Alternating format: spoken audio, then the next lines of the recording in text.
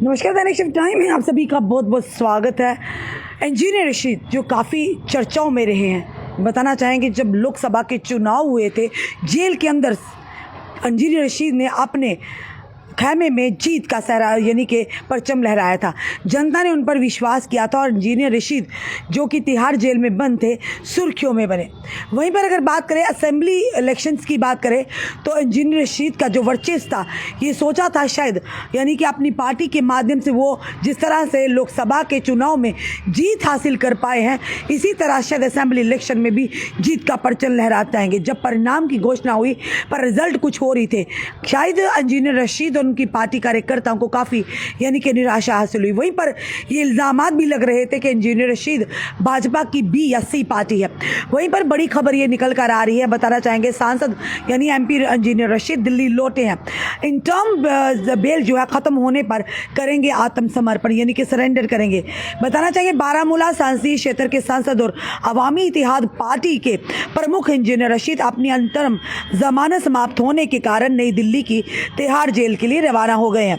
रशीद जो कि 2017 के आतंकी फंडिंग मामले में गैर कानूनी गतिविधियां अधिनियम के तहत राष्ट्रीय जांच एजेंसी एनआईए द्वारा गिरफ्तार किए जाने के बाद 2019 से तिहाड़ जेल में बंद है।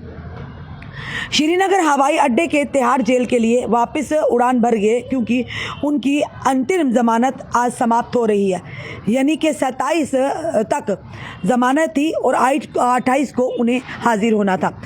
बताना चाहेंगे आपको कि रशीद के साथ उनकी पार्टी के प्रमुख प्रवक्ता इनाम उन नबी भी थे।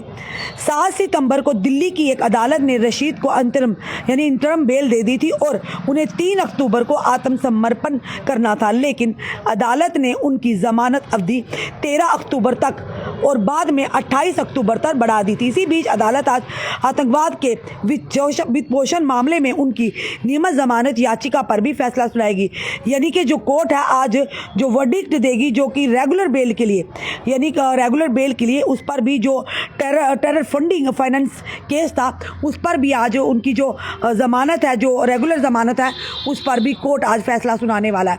फिलहाल इंजीनियर रशीद ने जो सोचा था, शायद जनता ने उन्हें मौका तो दिया था, लोकसभा चुनाव में एक भारी मतों के साथ उन्होंने जीत दर्ज करवाई थी।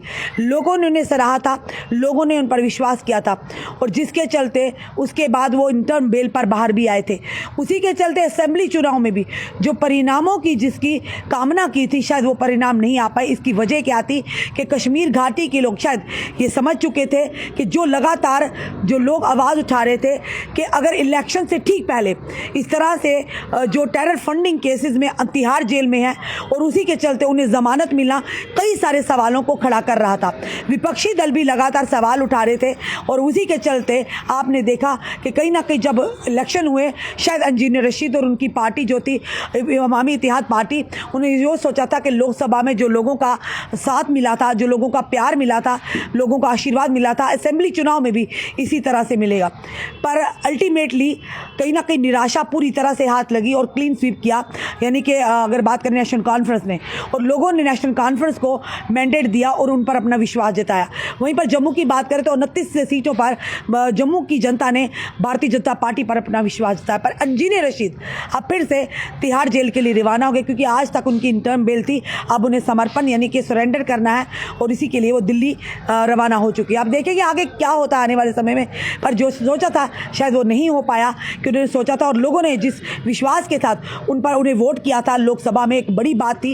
एक बहुत बड़ा एक व्यक्ति जो जेल के अंदर बंद है, वो भी टेरर फंडिंग केसेस में, और उसे इस तरह से जीत का परचम उसके माथे पर लगाना जनता ने कहीं ना कहीं बड़े ये कहेंगे कि एक विचित्र सी ये रिजल्ट की घोषणा हुई थी और जो सोचा नहीं था वो हो गया था। और असेंबली चुनाव की अगर बात करें, जिस चीज़ को लेकर चले थे, सोचा था सारी जो सीट कई सीटों पर जो अपने प्रत्याशियों को उतारेंगे तो सारी के सारी उनके खैमे में आएंगी, पर उसके जब रिजल्ट हुए, इसके परिणाम आए और परिणाम की घोषणा आते ही बिल्कुल उसके विपरीत जो परिणाम आए, विपरीत परिणाम ये आए कि कहीं ना कहीं इंजीनियर रशीद को और उनकी पार्टी को निराशा हाथ लगी। फिलहाल आज जो इंजीनियर रशीद दिल्ली के लिए रवाना हो चुके हैं और इंटर्म बेल के ख़त्म होते उन्हें सरेंडर करना था, जिसके लिए वो दिल्ली में चले गए हैं। आपका क्या कहना ज़रूर बताइएगा, इस वीडियो को शेयर भी कीजिएगा।